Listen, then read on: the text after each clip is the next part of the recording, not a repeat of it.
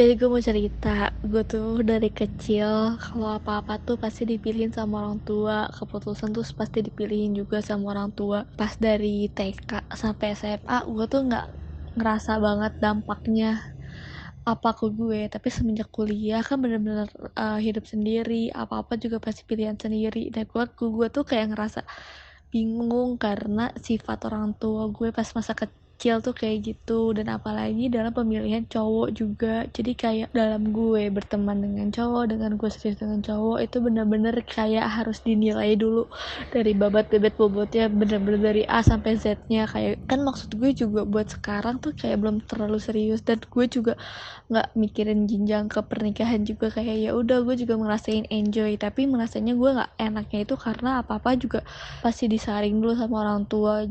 Kalau nggak orang tua gue nggak setuju, ada salah satu yang salah juga, jadi kayak ya udahlah nggak usah sama dia. Kan gue juga jadi kayak padahal gue nyaman banget sama tuh cowok, tapi nyokap gue tuh bener-bener selektif banget, dan semua keputusan tuh di tangan dia semua. Jadi ke gue juga kayak jadi susah nyari cowok juga. Dan kalau gue juga ketemu yang nyaman banget, pasti gue juga malah berdampaknya malah backstreet kayak gitu.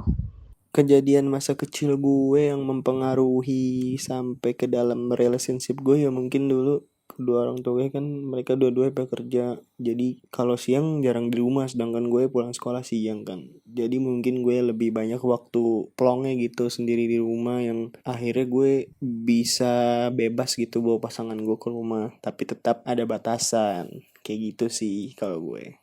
Jadi kalau pengalaman gue sekitar waktu gue SMP akhir sampai SMA awal itu gue mulai struggle sama insecurity issues. Jadi gue ngerasa lingkungan gue itu membuat gue merasa kalau gue tuh not good enough, baik itu secara fisik maupun secara sifat.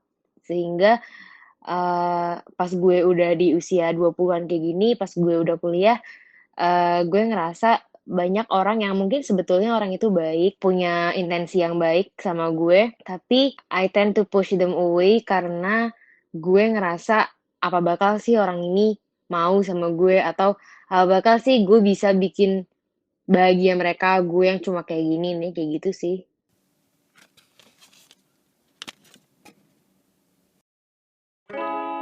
Switches some sweet cotton candy. Looks sweet, feels quiet, but I want to take care of you. You're not to look colorful. Halo semuanya. Halo. Oke, balik lagi barengan sama gue Ra Gue Des. di podcast LDR alias Lidah Iya. Dera.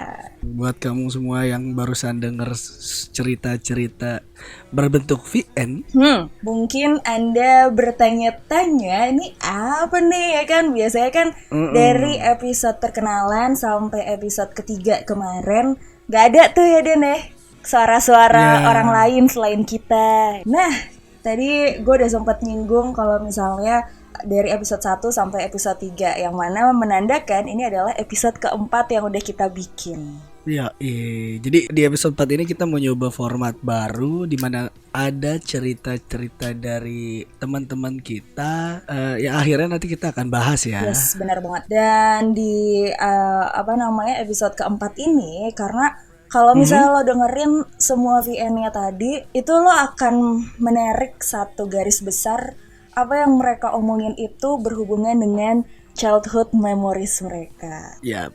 Jadi kemarin kita di episode 3 itu sempat ngebahas tentang toxic relationship kan. Nah, dari toxic relationship itu kita ngerasa kayak orang itu bisa toxic karena sesuatu hal nih. Yes. Entah bagian dari masa lalunya, yaitu mungkin bisa terjadi karena childhood memories. Nah, akhirnya ya itu ngebuat kita kepikiran nih, oh iya ya udah nih kita buat aja nih ya kan episode keempat ini tentang childhood memories, sekaligus kita pengen menghadirkan si teman-teman kita ini karena untuk kedepannya kita akan terus kayak gini ya Den ya formatnya. Kenalin dulu format baru kita ini bernama CHAPS. Oke, CHAPS itu adalah singkatan Dari C-nya itu adalah cerita, A-nya itu adalah asik, terus B-nya itu adalah bonus, dan S-nya adalah solusi. Nah, jadi di mana cerita-cerita kalian buat kalian semua yang pengen juga cerita nih, nggak harus cerita-cerita sedih sih. Kayak mungkin contohnya cerita kedua itu mungkin bisa dibilang cerita yang cukup menyenangkan gitu kan.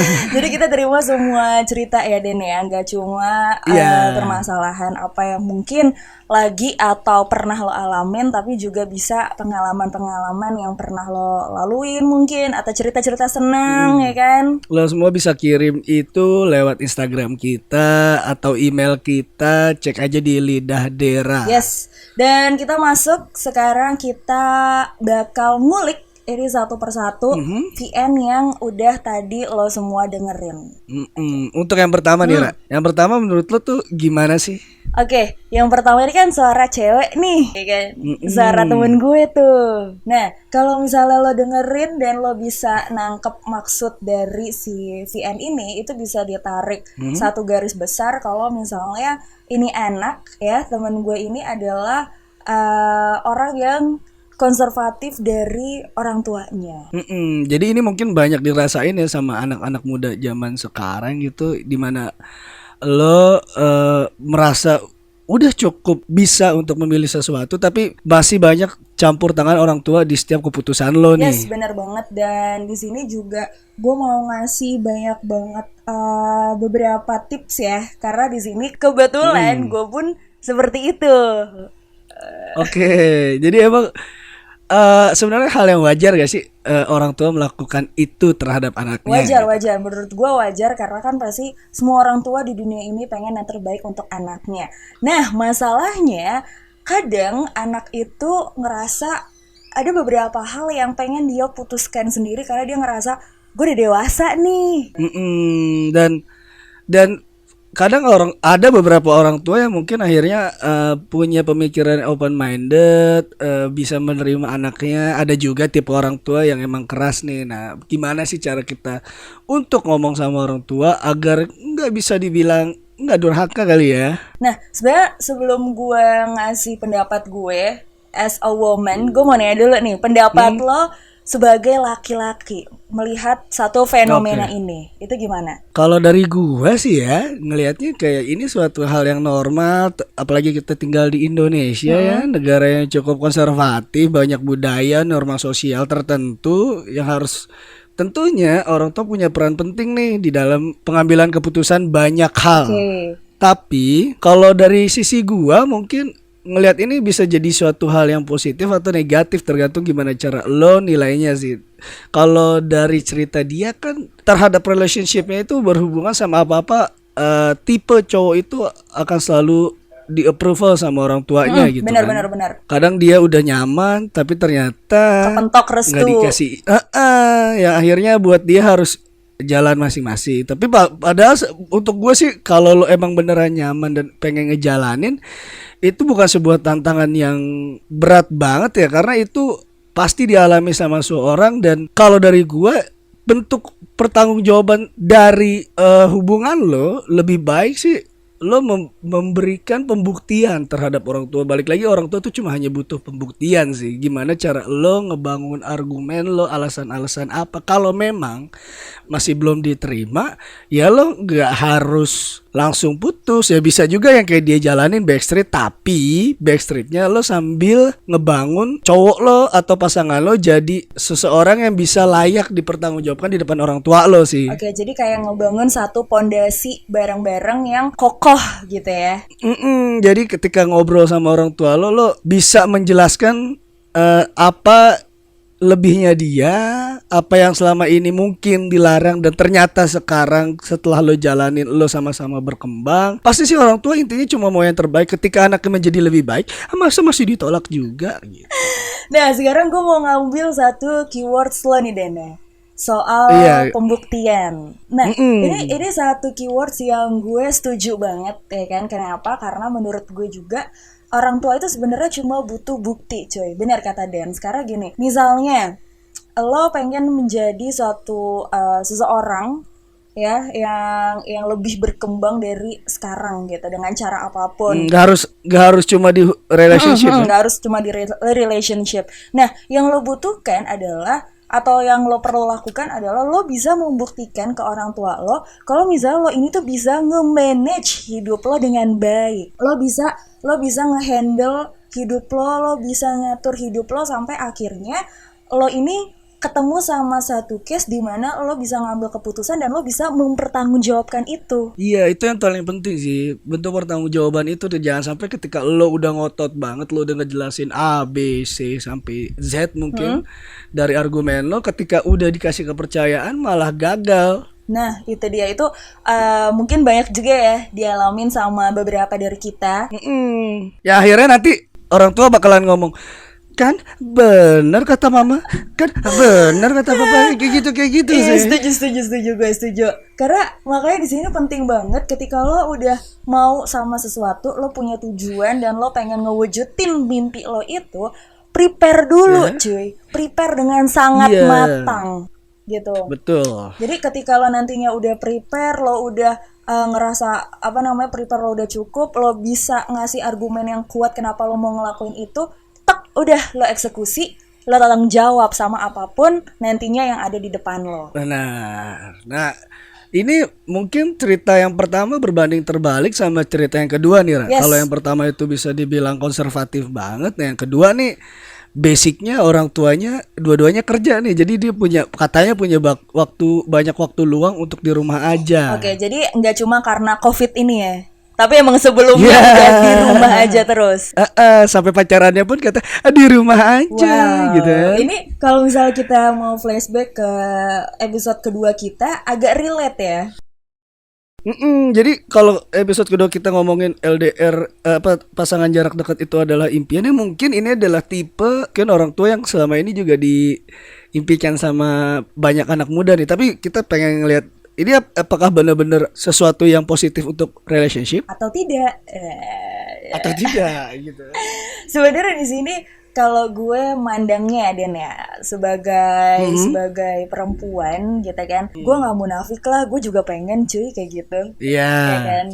Siapa sih yang nggak pengen? Tapi kan di sini yang perlu di note adalah ketika orang tua lo atau orang terdekat lo ini tidak bisa memberikan batasan yang jelas, ya berarti semuanya udah tergantung di lo doang. Bener, balik lagi kayak yang dia bilang di akhir ceritanya, mungkin dia agak menekankan kalau ya gua masih memiliki batasan-batasan tertentu nih. Nah, mungkin ini dimilikin sama dia gitu ya. Kalau kita ngomongin banyak orang, ya kita nggak bisa pukul rata kalau semua orang itu punya hal itu, punya kesadaran akan hal itu nih. Kadang banyak juga orang yang akhirnya offset. Nah, yang nantinya punya impact banget ke hidup lo. Nih kalau soalnya gue pernah nih. Oh pernah ya. Iya. Jadi relate ya. Nah itu sih ya kuncinya. Jadi jangan sampai lah offside kayak gitu. Jangan sampai batasan yang udah lo buat sendiri ya lo langgar sendiri gitu. Jangan sampai. Iya gitu. Jadi ini bisa dibilang negatif kalau emang lo nggak bisa menghandle-nya sih. Kalau saran gue, lo harus cari lingkungan yang tepat untuk bisa mendapatkan pendapat-pendapat yang mungkin menjadi guideline lo. Jangan sampai itu berlebihan yang akhirnya buat hidup lo ke depannya jadi lebih berat sama pasangan lo. Oke. Udah jangan terlalu terbawa perasaan. Iya. Mungkin kalau dari cerita 1, cerita 2 itu faktornya eksternal ya, mungkin lebih ke orang tua. Nah, kalau yang ketiga ini mungkin cukup internal nih. Ini perlu kita bahas lebih dalam nih, karena ini mungkin bisa jadi base dari sifat karakter orang yang bikin dia jadi akhirnya toxic. Oke, yang ketiga ini temen gue, dia nyeritain tentang insecurity-nya dia. Oke. Nah, di sini gue mau ngomong kalau misalnya munafik ya Den, kalau misalnya lo semua nggak pernah ngerasain insecure. Gue rasa siapapun orangnya, apapun kerjaannya, gimana pun fisiknya dia, gak mungkin lo gak pernah ngerasain yang namanya insecure tuh gak mungkin sih. Iya, jadi insecure adalah sesuatu hal yang wajar ketika orang memiliki itu ya. Yes, menurut gue wajar. Dengan catatan, ya, dengan catatan lo nggak offside. Ini lagi ya, balik lagi, sesuatu yang over tuh emang nggak baik cuy. Makanya di sini penting banget untuk lo sadar. Sebenarnya gini, insecure itu menurut gue kuncinya cuma satu, simple pula. Apa tuh? Gini, lo bisa ngebawa si insecure ini ke jalan yang benar, ke arah positif. Oke. Seperti Gimana caranya lo bisa bikin diri lo sendiri percaya. Ini gue tekanin, ini satu hal yang emang sulit dan sampai sekarang pun gue masih terus belajar untuk itu, tapi gue yakin ini worth it banget untuk lo coba. Jadi lo tuh cukup percaya sama diri lo sendiri kalau misalnya lo itu bisa jauh lebih berkembang, jauh lebih baik dibandingkan dengan apapun atau siapapun yang lo insecurekan. Dengan lo punya mindset seperti itu, lo akan terus berusaha untuk memperbaiki diri lo menjadi lebih baik lagi. Jadi insecure ini jadi landasan pola pikir lo. Jadi kalau gue lihat sih sebenarnya malah orang yang insecure itu orang yang cukup positif ya, karena dia tahu nih apa kurangnya dia dan apa yang harus dia rubah dalam pikirannya gitu atau dalam kehidupannya. Jadi kalau lo insecure dan akhirnya lo netting, ya sebenarnya wajar. Tapi tolong jadikan itu sebuah hal yang nantinya merubah hidup lo dan juga tentunya bisa merubah pasangan lo jadi pasangan yang lebih baik. Mungkin kalau lo emang sekarang insecure karena penampilan, ya lo akhirnya jadi lebih aware sama fashion item, sama make up. Ya akhirnya nih bisa bikin cowok lo makin sayang mungkin. Atau kalau cowok ya mungkin dia lebih giat lagi kerjanya, ya sampai nanti ketika pasangan lo punya teman atau rekan kerja yang bikin lo insecure karena mungkin punya kelebihan tertentu, jadi enggak nih karena lo punya base-nya dan lo punya alasan-alasan kuat. Wah, gue sebenarnya lebih sih dari dia kayak gitu. Oke, setuju sih gue. Dan di sini pesan gue adalah buat lo semua yang mungkin punya insecurity yang parah, ya kan? Tolong jangan pernah manjain insecure lo ini. Jangan kayak lo bilang ya gue orang yang insecure jadi gue wajar gitu untuk melakukan ini. Jangan kayak insecure itu lo jadikan satu alasan untuk lo nggak berkembang gitu. Jangan sampai itu nutup semua hal dalam hidup lo deh, karena cukup bahaya sih sebenarnya kalau lo nggak bisa handle itu. Yes, benar banget. Dan kita udah mengulik 3 VN yang berbeda dan gue senang banget karena itu bisa gimana ya, 3 VN itu gue rasa bener-bener punya objektifnya masing-masing. Mewakili perasaan banyak orang mungkin ya. Dan kalau lo juga pengen cerita nih, oh gue punya nih cerita nih kan? Lo bisa langsung lah cerita lah ya. Di menit sekarang udah boleh promosi kali ya. Enggak. Karena di sini gue juga yakin ya Den, untuk orang-orang di luar sana, gue rasa mungkin ada dari lo yang gak berani atau mungkin kayak lo ngerasa gengsi atau takut untuk cerita. Dan akhirnya cerita dari teman-teman kita ini, gue pengennya itu bisa jadi kayak, gila ternyata dia sama kayak gue, ternyata gue nggak sendiri ya, kayak gitu. Nah, tapi gini. Kita ngebahas banyak orang nih, 3 orang udah kita bahas, tapi nggak adil rasanya kalau kita nggak ngebahas kita nih. Dan gue pun agak sedikit kepo dengan childhood memories Anda yang mungkin mempengaruhi hubungan kita sekarang nih.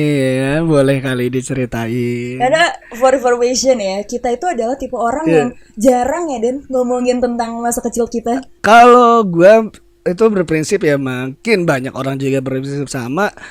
Masa lalu lo ya masa lalu lo, masa lalu gue masa lalu gue. Ya udah nih kita jalanin yang sekarang, gimana caranya kita berkembang nih dengan satu sama lain gitu. Jadi nggak terlalu banyak netting masa lalu lah, tapi bolehlah sedikit dibahas kali ini. Boleh. Emang ini sudah gue prepare ya kan untuk ngasih tahu beberapa hal yang pernah terjadi sama gue di masa kecil. Karena ini ceritanya singkat-singkat, jadi gue akan cerita beberapa hal kali ya. Iya, boleh. Oke, ini dimulai waktu pertama kali TK.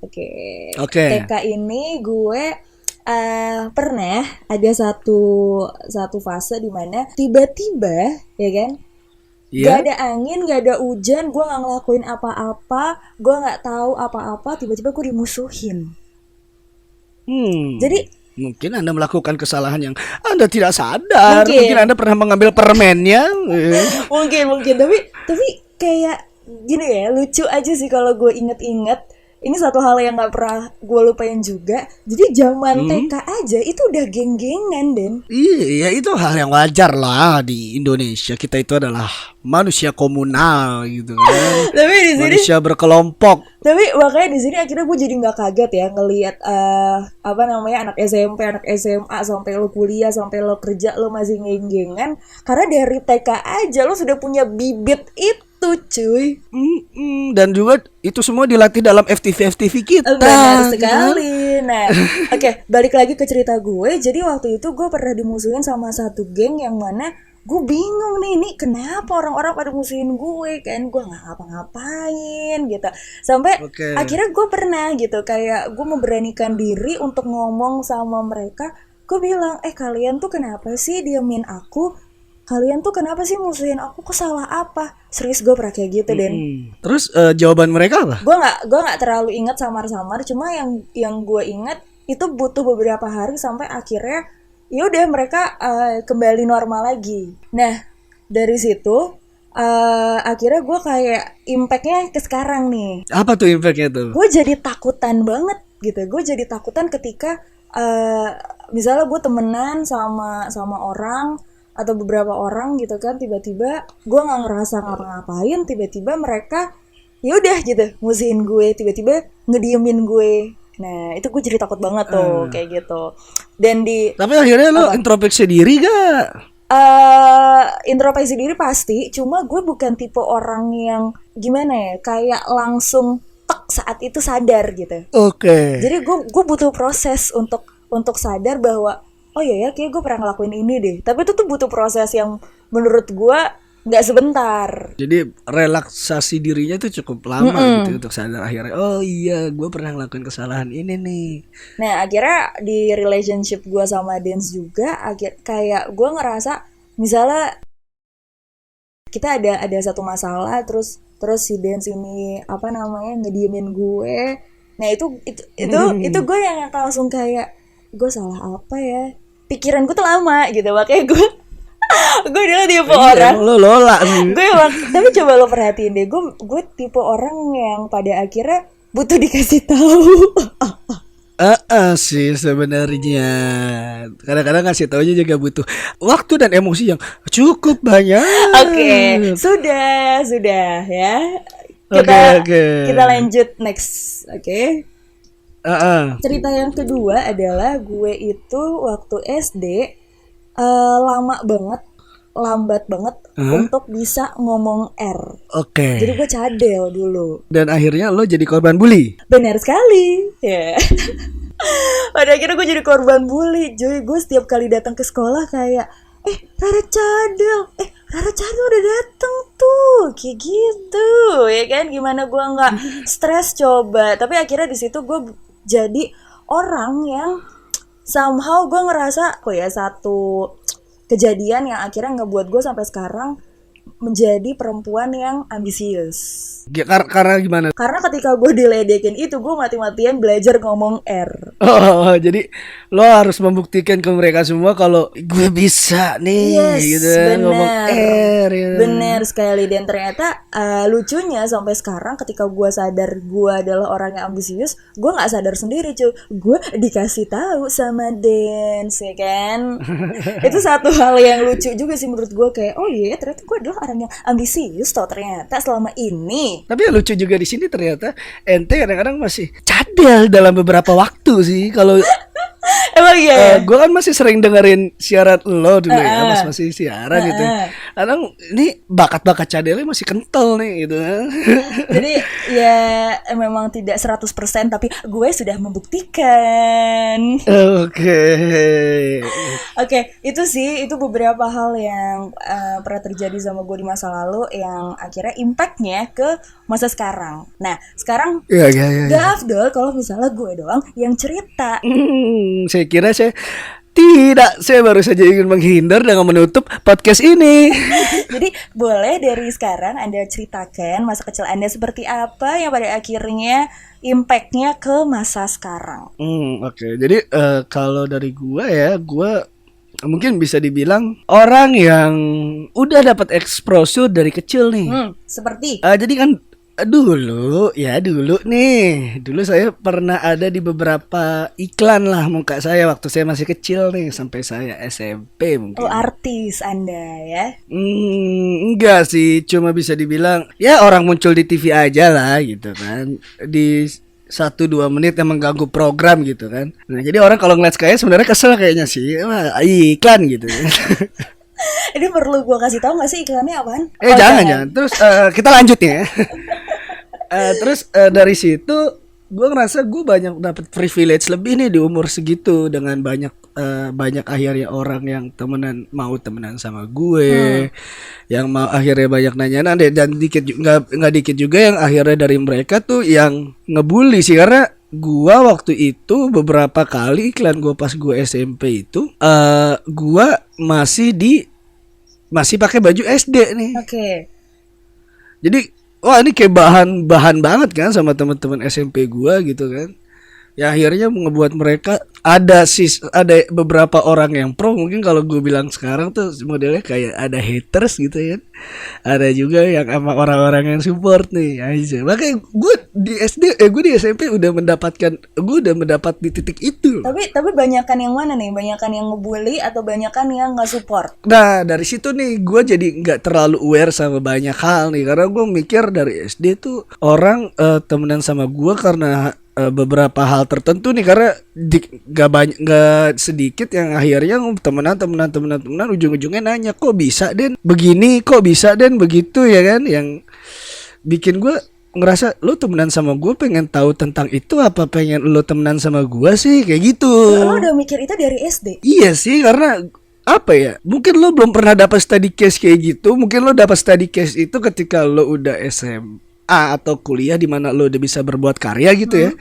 Karya itu menjadi banyak sentimen nih dari orang-orang, baru lo bisa ngerasain itu nih. Nah kalau gue kan emang dari titik itu gue udah ngerasain hal-hal yang kayak gitu ya. Sampai akhirnya buat gue sekarang sih impactnya gue cukup introvert ya, gue cukup milih banget dalam berteman, banyak hal-hal tertentu yang gue filter dulu, apalagi perihal pasangan gitu ya. Gue makin ini nih kayak ngelihatnya lu beneran ya sih gitu kan, tapi bukan artinya gue insecure akan diri gue ya, tapi gue malah insecure atas sentimen dia nih terhadap gue nih gitu.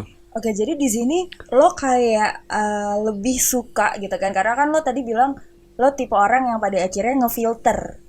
Nah, akhirnya di sini lo berarti menentukan dong. Nah, di sini sebenarnya tipe teman-teman yang kayak gimana sih yang pada akhirnya masuk ke saringan lo, masuk ke filter lo yang lo buat? Syarat pertama menjadi teman gue adalah tidak tahu iklan-iklan gue dulu. Pantesan Anda tidak mau ngasih tahu saya dulu ya. Iya, jadi kalau dia tahu dari awal, wah gue udah mulai takut nih, gitu nih. Sampai sekarang? Iya, bahkan gue sampai sekarang sih karena gue pun sekarang bekerja di media gitu ya, yang ya gak banyak orang yang akhirnya pengen berteman sama gue karena mungkin lingkungan gue berada di orang-orang yang cukup asik nih kalau diajak ngobrol, diajak nongkrong, ya nongkrongnya mungkin bisa dibilang di Senopati, di SCBD gitu kan. Tapi lebih suka temenan sama orang-orang yang sangat low end gitu kan. Soalnya emang basic gue orang miskin gitu kan. Ya pengen jadi kaya gitu. Jadi yang setipe gitu. Dan itu sih semua itu akhirnya ngebentuk gue sekarang tuh jadi orang yang cukup introvert, nggak terlalu banyak punya temen gue ngerasa gue cukup punya teman yang itu aja. Gue jadi lebih gampang berteman dengan skala yang kecil dan gue lebih sangat nyaman tentang itu gitu. Oke, jadi lo menikmati itu ya?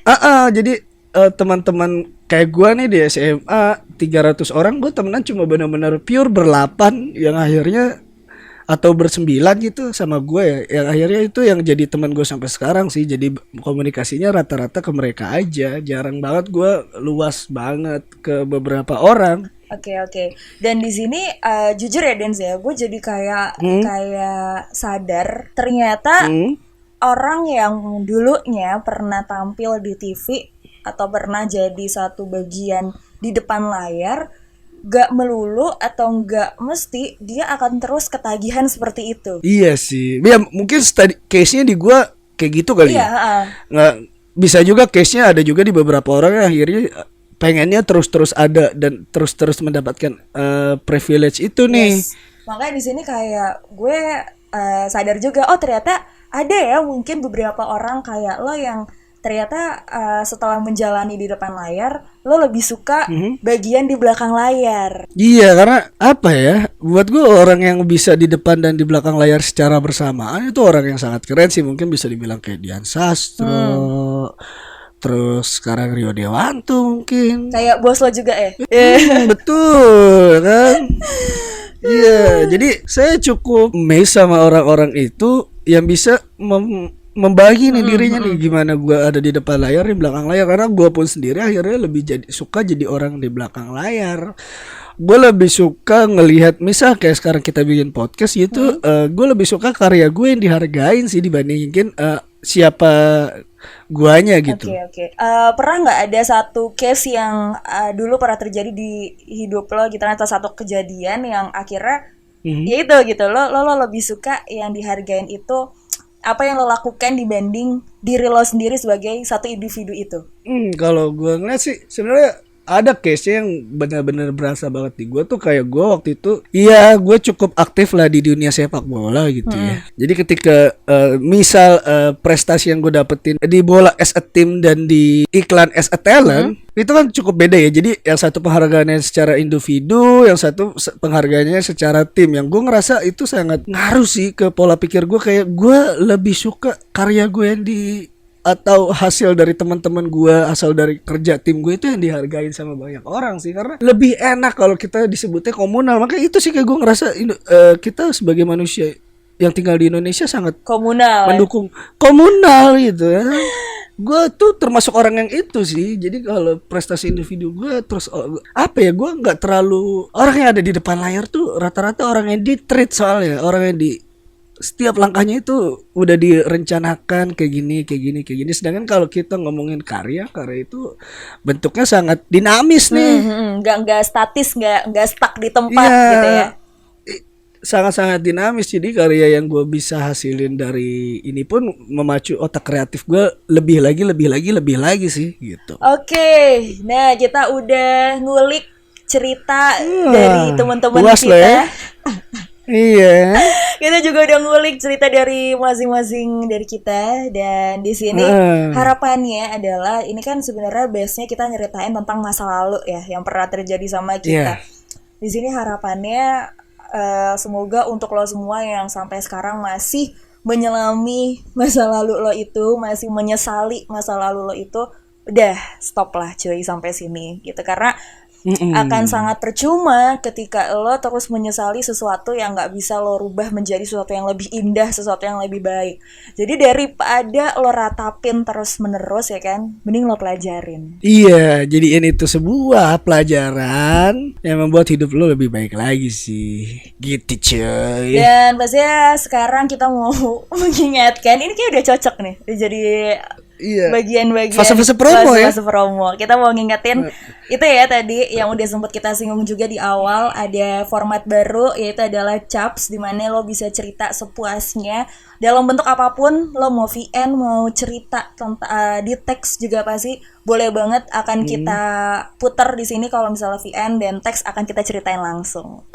Jangan lupa follow Instagram kita lah ya, banyak informasi kita di situ, dan kita selalu ngelempar pertanyaan atau question box di H-1 atau H-2 kita sebelum take sih. Yes, dan kita harapannya tadi ya yang Dan sudah bilang juga bisa interaksi sama lo semua. Jadi nggak cuma ceritanya dari gue ataupun Dance, tapi juga dari lo semua.